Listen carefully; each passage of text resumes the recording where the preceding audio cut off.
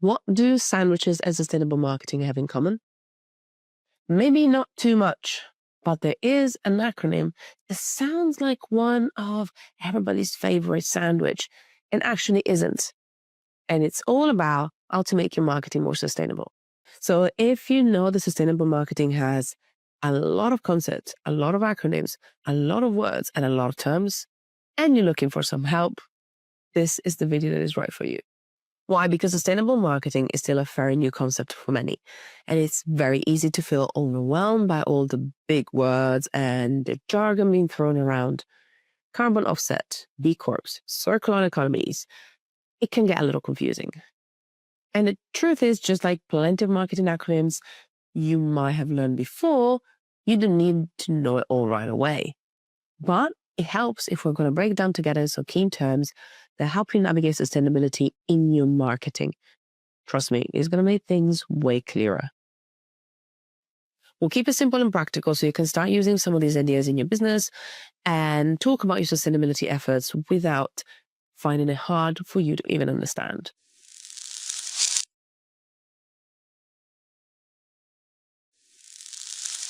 This is why I wanted to start with something that we see more and more in our customers, first and foremost, which is the term ethical consumerism. Simply put, this is when people choose to buy from companies that care about doing the right thing. You know, fair trade, cruelty-free, good for the environment, that kind of stuff. These days, more and more people want to purchase something that matches what they believe in.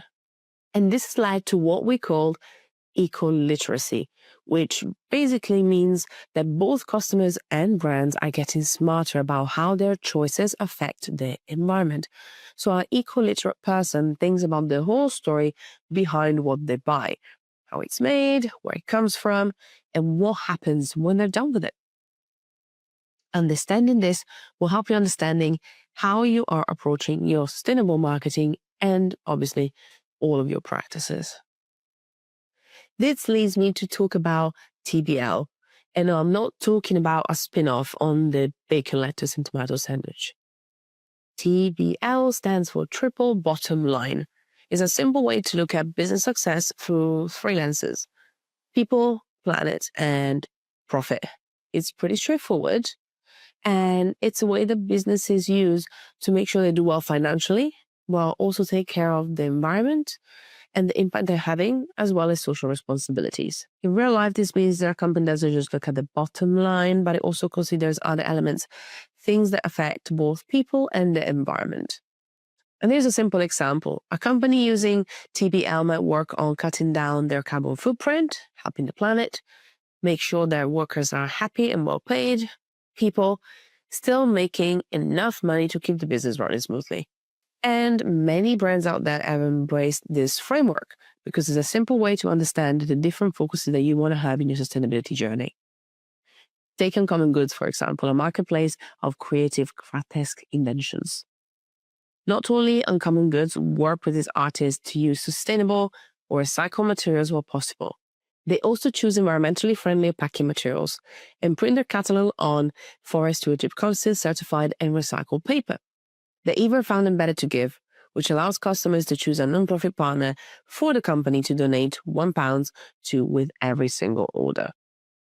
And if you're wondering about the profit part of the company, well, they've been growing steadily from 5 employees to over 200 year-round. When executed well, the triple bottom line is a three-way balance to make sure that you get long-term success in your sustainable strategy.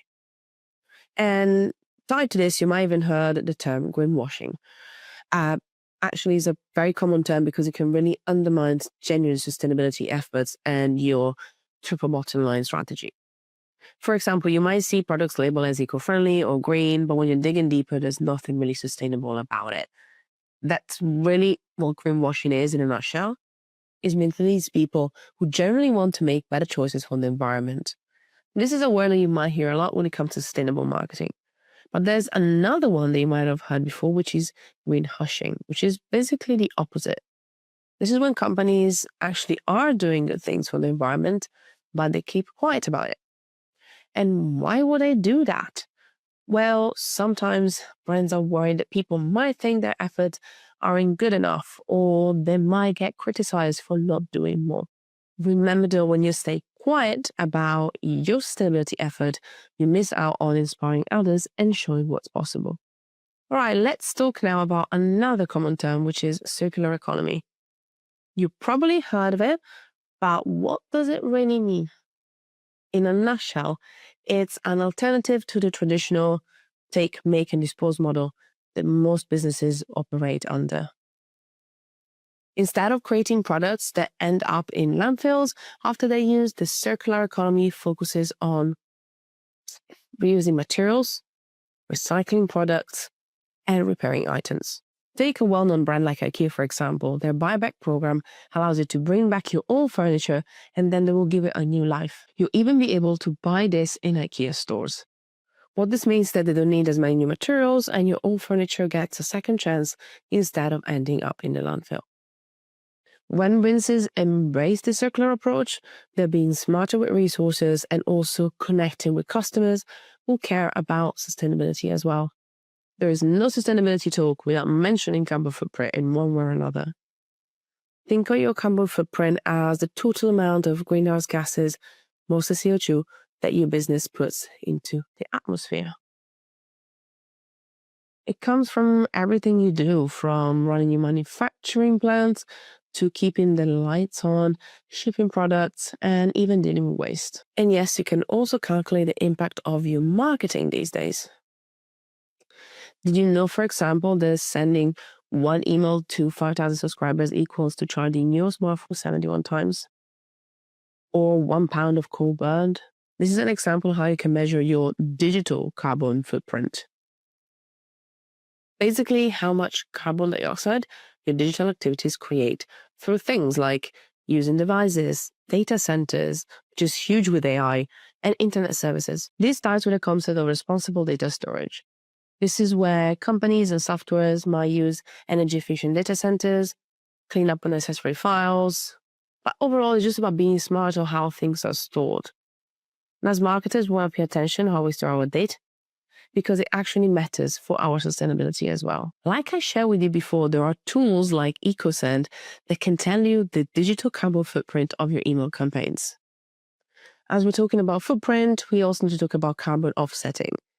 Once you know about your footprint, you can balance it out. And this is what carbon offsetting means. It's about compensating for those emissions by investing in projects that reduce or remove carbon from the atmosphere. These projects can be things like this: planting new forests, setting up winds or solar farms, capturing half of methane gas. If your company creates a certain amount of CO2 in a year, you might support a tree planting project that will soak up the same amount. And this is what we know as a carbon footprint reduction strategy is. It's basically a game plan that companies use to cut down their carbon emissions and often also to offset that. It covers everything from regular operation to digital footprints. And many companies aim to become carbon neutral, which means they're balancing out all their carbon they produce by reducing or trying to use offsets. Think of it as keeping your carbon books balanced. But the ultimate goal is to go carbon negative.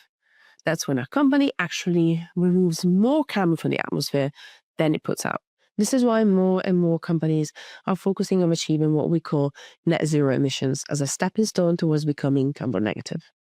Net zero emissions is keeping a balanced checkbook but for your carbon emissions.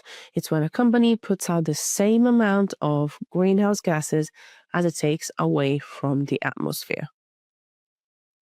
Getting to net zero is all about first cutting down, as we talked about, in whatever way you can. And then obviously you make up for it by doing things like planting trees or supporting renewable energy projects, which we know is called carbon offsetting. I'm back with an acronym now. What do you think does ESG stand for in the context of sustainable business practices? A, environmental social growth. B, ethics, sustainability growth. C, environmental social governance.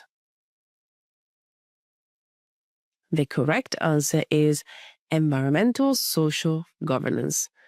ESG is a way to measure how well your company is doing in these 3 key areas. It's like a report card that shows how a company treats the environment, its people, and runs its business ethically. As marketers, we can use ESG to tell our company sustainability story, show how we're making a real difference in these areas as well. When you weave ESG in your brand's DNA, you'll find it easy to connect with both customers and investors who care about these values as well. And this is really what ESG communications means. It's about sharing companies' efforts in these areas with anyone who matters, your customers, investors, and the public as well. It's about being open and honest about what you're doing to make an impact, whether it's through green initiatives, social programs, or ethical business practices as well. Related to ESG, there's something called life cycle assessment. Yes, there's an acronym, LCA. I know what you're thinking. This is a way to track how environmentally friendly a product is from start to finish, from getting the raw materials to what happens when someone's done using it. As marketers, we can use LCA to help customers understand the real environmental impact of what they're buying. For example, you might discover that your product is better for the environment because it uses eco-friendly materials or takes less energy to make. This is a great way to back up your environmental claims with solid facts as well. Finally, let's talk about B Corp. A B Corp, or certified B Corporation, is a company that meets high standards of social and environmental performance, accountability, and transparency. Getting certified as a B Corp isn't easy. Companies need to show they're serious about things like protecting the environment, treating workers fairly, helping their communities, and running their business ethically. They get scored on all of this, and they need to keep improving over time. You might know some B Corps already, like take Patagonia and Ben & Jerry's, for example. These companies have always put their values front and center. Being a B Corp allows companies like this and even smaller businesses to demonstrate their commitment to sustainability and earn trust from consumers who care about more than just profits, because they are eco-literate. Well done. It's like a badge of honor for companies that are committed to responsible and business practices. And it's not an easy one to get. And with that, we are done for this incredible journey. This list is just a beginning list of terms. So I recommend actually check our sustainable marketing glossary for a more extensive list. Don't worry if you need to revisit this video again and again.